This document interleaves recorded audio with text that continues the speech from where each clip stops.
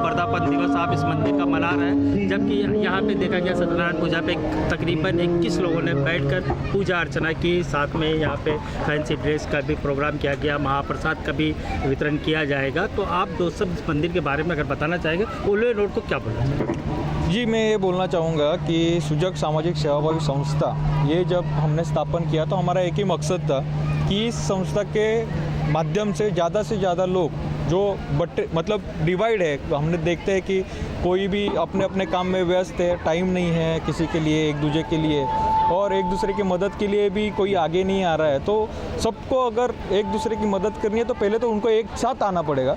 तो सुजग सामाजिक सेवाभावी संस्था का एक ही मकसद था स्थापना का कि सब लोग को एक साथ लाए, और इसी के माध्यम से हमने ये मंदिर का स्थापना किया, जहाँ पे हर एक सोसाइटी और मैं बोलूँगा अलग अलग धर्म से भी लोग यहाँ पे आते हैं। यहाँ पे हमारे साथ और सबके साथ में हम लोग खुशियाँ मनाते हैं, और ऐसे ही काफ़ी पिछले एक साल से अलग अलग प्रोग्राम जो लोगों को साथ में ला सके, ऐसा हमने किया आहे एक साल की हे मंदिर स्थापनेसाठी आम्हाला खूप संघर्ष करावा लागला. म्हणजे स्थापन करणं हे एवढं सोपं झालं नाही आमच्यासाठी. हा एक वर्ष जे झालं स्थापनेपासून ते आत्तापर्यंत यात आम्ही अगदी झिरो पासून पुन्हा सुरुवात केली. म्हणजे जिथे मंदिर आमचं डिमॉलिश झालं आणि पुन्हा आम्ही ते उभारलं, सर्व लोकांनी तिथे खंबीरपणे आमच्या मागे उभे राहिले आणि हा वेगवेगळे प्रोग्राम झाले. जसं की आम्ही संस्थेच्या माध्यमातून येऊन आधार कार्ड कॅम्प ठेवले, जिथे 450 ते 500 लोक आमच्याकडे अप्रोच झाले. 250-300 लोकांचा आधार कार्डचा कॅम्प झाला.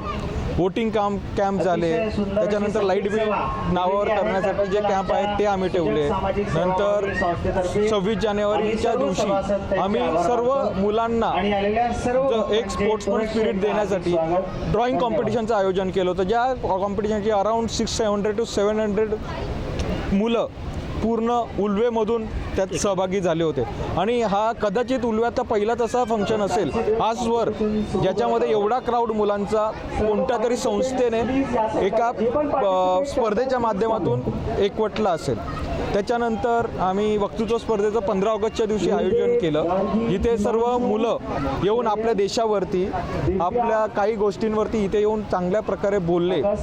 आणि आमचं हे सर्व जर तुम्ही पाहिलं असेल तर आम्ही असे प्रोग्राम संस्थेच्या माध्यमातून इथे आयोजित करतो जिथे मुलांना किंवा सोसायटीला काहीतरी आम्ही देऊ आणि त्याच्यातून त्यांचा काहीतरी फायदा हो. जसं की आधार कार्ड आहे, आधार कार्ड लोकांचं करून घेणं, वोटिंग कार्ड करून घेणं, मुलांच्या स्पर्धा आयोजित करणं जे मुलांसाठी त्यांच्या स्किल्स वाढवण्यासाठी चांगलं आहे. अशा कामांचं आयोजन आमच्या संस्थेकडून वारंवार होत असतं.